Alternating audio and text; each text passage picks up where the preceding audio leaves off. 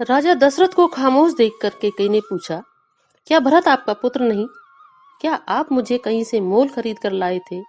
रानी, विश्वास और प्रीति की रीत की अवहेलना करके ऐसे कटु वचन क्यों कहती हो?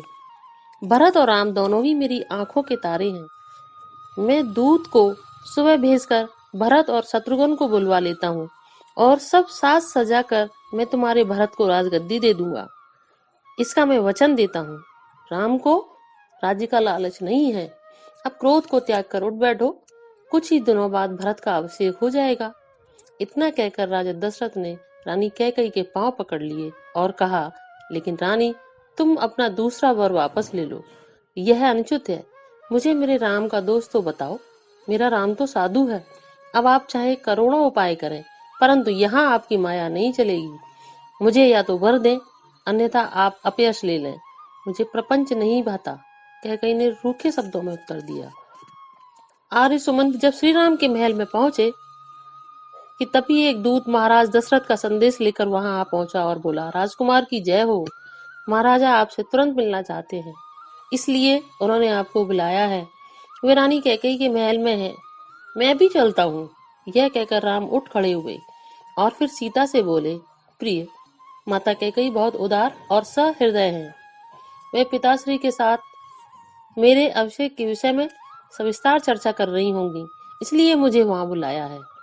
मुझे तुरंत वहां पहुंचना चाहिए। यह कहकर श्री राम माता कैकई के महल की ओर चल दिए। आर्य सुमंत वापस राज्यसभा को लौट गए। दूसरे दिन श्री राम के राज्याभिषेक की पूरी तैयारी हो चुकी थी। सभी सामंत और मंत्रीगण राज्यसभा में उपस्थित थे।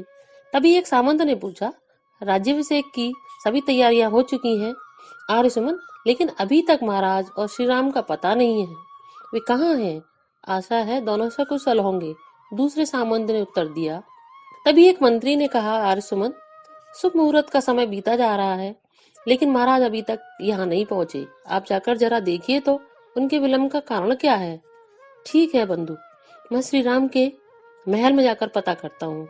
इतना कहकर आर्य सुमंत वहां से राम के महल की ओर चल दिए। श्री राम जब माता कैकई के महल में पहुंचे तो उन्होंने अपने पिताश्री को गहन सोच में डूबा देखा। उनके पास ही माता कैकई को क्रोध में भरे हुए खड़े देखकर उनका हृदय किसी अनिष्ट की आशंका से दहल उठा। उन्होंने दोनों को प्रणाम करके पूछा, माता जी, मुझे पिताजी के दुख का कारण बताइए ताकि मैं उसके निवारण का उपाय कर सकूं। राम, महाराज ने मुझे 2 वरदान देने के लिए कहा था, सो आज मैंने वे दोनों वरदान मांग लिए हैं। बस यही इनके दुख का कारण है, क्योंकि इन वरदानों का पालन तुम्हें दुख पहुंचाएगा। रानी कैकई ने रूखे स्वर में उत्तर दिया, माता, इस संसार में वही पुत्र बड़ा भाग्यशाली होता है जो अपने माता पिता के वचनों का प्रेम पूर्वक पालन करे। इतना कहकर श्री राम ने मुस्कुराकर माता कैकई से पूछा, कृपा करके माता, आप मुझे बताएं कि वे वरदान क्या हैं। मैं उन्हें प्राणों की बाजी लगाकर भी पूरा करूंगा।